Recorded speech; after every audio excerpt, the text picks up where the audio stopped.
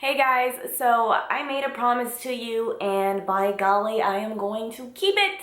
I promised you guys that I would come back and share my planners and how I stay organized with my finances. First off, I'm gonna get to the planner right away. I get all of my planners from, well, each year I get my planner from Target. This was my current planner for 2015, and I'm not gonna open it because I have a lot of sensitive information in here, but you guys can see that stuff's falling out.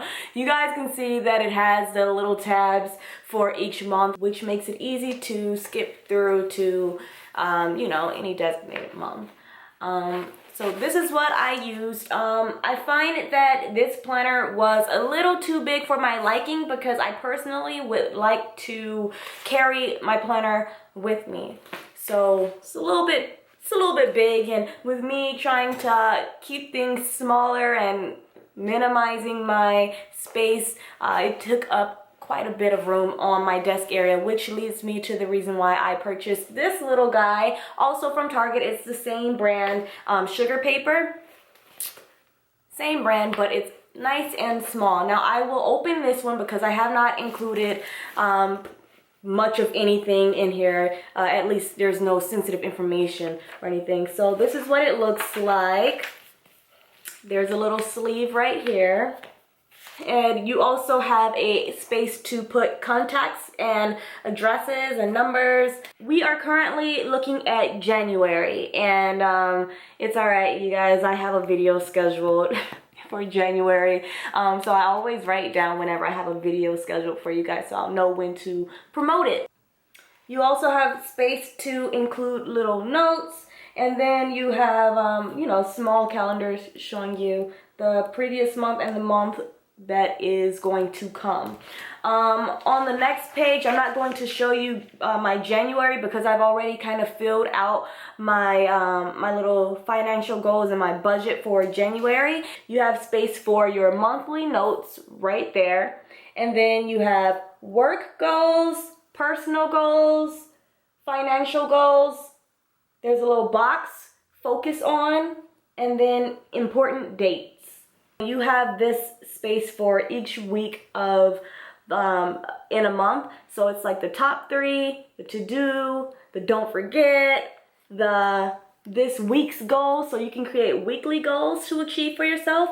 If you need to make a call, these are the people you can place people to call, you can place to email, and even to buy. Ooh la la. I have to let you guys know this video is not sponsored by any means. Not like it would be a bad thing if it was sponsored. I'd be happy to be sponsored, but it is not sponsored. It's just truly what I use and what I do. So this is the planner, and I like the fact that it has a little band right here to keep things closed, you know, so you don't crinkle up the papers when it's in your work bag. As far as filling things out, I like to use Sharpies. I only use Sharpies actually because I am a lefty, and lefties have the problem of smearing. So when we write, we end up having more ink on our hand than what's actually on the paper. So I only use Sharpie, and there is a link listed down in the description to my parcel shop. The parcel shop, I hope people are not confused about parcel. Anytime I create a video, things that you see in the video or things that I talk about in the video, I listed in the parcel shop for each video that I create. Even if it's a lipstick, just everything is always listed in my parcel. So you can just click the link and you can purchase this, or you can easily just go to Target and purchase it. But if you can't find it, because I actually took the last one that was at my Target, then definitely order it online, and the link is below, and the link is also in my parcel shop to these. So now I took little notes because I don't want to forget what I was coming here to talk about. That's easy to do when you're making videos. You guys want to know how I manage my finances, and I'm going to provide you guys with a Excel spreadsheet, the one that I've been using for the past 2 to 3 years. It's really worked for me with staying organized and making sure that I am not living more than, you know, what I need to be living, like what I can actually afford. So, because it's easy to get lost in the sauce. Like you get paid and it's like, boom, but you got to take care of business first. There will be two separate spreadsheets. One spreadsheet will be for your income. If you're somebody like me, I'm pretty much like a freelancer. You know, I have my guaranteed things, but for the most part, I freelance. So, you know, if you get paid by multiple sources, this spreadsheet will really, really help you stay organized, especially when it comes to tax season and knowing, you know, who you're going to get a 1099 from, or I'm having a brain fart. So you can stay organized and know all of the people that actually paid you in that particular year. So while I wait for the document to fully upload on my computer, I'll talk to you guys about my managing of expenses.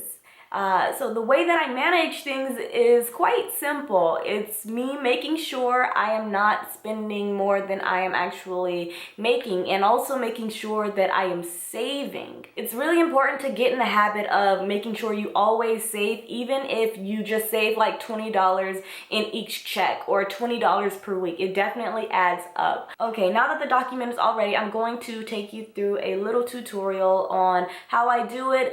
I will not be using real names of employers or real figures. I am simply just going to show you how it works, and just so you're not confused when you download it. Looking at the 2016 income chart, you guys can see that there is a space for your main job, and then you have lots of room for other, and this is where you include your various sources of income.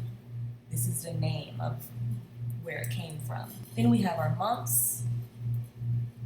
Say your income is like $3,500 in January. Say it's consistently $3,500. Pay attention to the number of what you see right there. So say we're just working solely off of this main job and we're making $3,500 per month.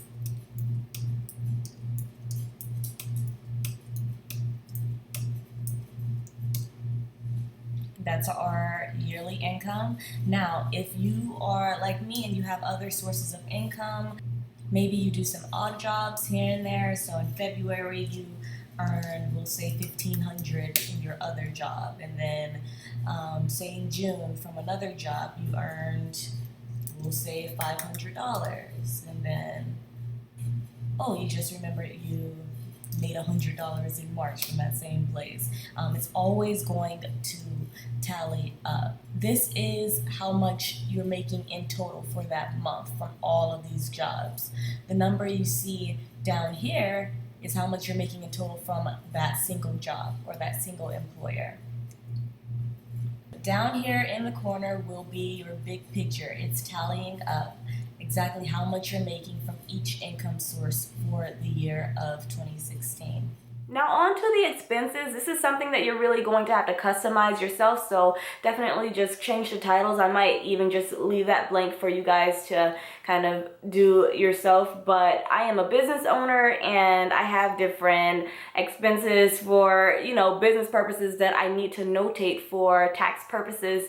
So here is an example of what I do. And again, I am getting rid of names and real numbers, so these are all just mock figures for you.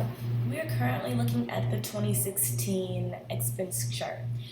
And I've already included some numbers, but I'm gonna delete these right now just so we can go do that part together. So if you look across, you'll see just the category names: utilities, shipping, office supplies, inventory, travel, and then at the end you'll see month totals. So like I said, I am someone who works for myself, therefore I keep track of all of my expenses, shipping and all of that good stuff, but definitely change these to something that fits your lifestyle and your needs. As far as the example, I'll just show you the example on some of like the bare necessities that most of us have. So for instance, let's say your rent is $1,400. You guys see the category totals up to $1,400, and then at the very end the month totals are always updated. So say your water bill is like $20 and your electric is like $60, your phone bill maybe $100. You see those numbers are continuously adding up. Say you went on a family vacation and you wanted to just keep track of all of your spending, and I encourage you guys to keep track of all of your spending in life. Like, that's how you can ultimately save the most money and know exactly where your money is going, having full control of your money. It's like the best thing ever. So for instance, travel, your flight, we'll just say it was like $500. I cannot type today. And we'll say your hotel was, I don't know, for the weekend, we'll say your hotel was like, maybe you split the cost, $150. And then for food, you tally all your food up to maybe like $250. You see, it's just continuously going and adding up into those monthly totals. This chart is going to make life so much easier, and you'll actually be in control of your finances at this point. So you'll scroll all the way down and you'll see that big number in the corner, and it's going to show you exactly how much you have spent, at least what you've put on this chart. It's going to show you all of that, the big numbers. So I'm going to do another example. For instance, let's say you just went crazy buying gifts and you spent $10,000. That's a big number, but I'm just going to show you so you can see the drastic increase. Pay attention to the year total at the very bottom. Pay attention to that. I'm going to hit enter. Boom.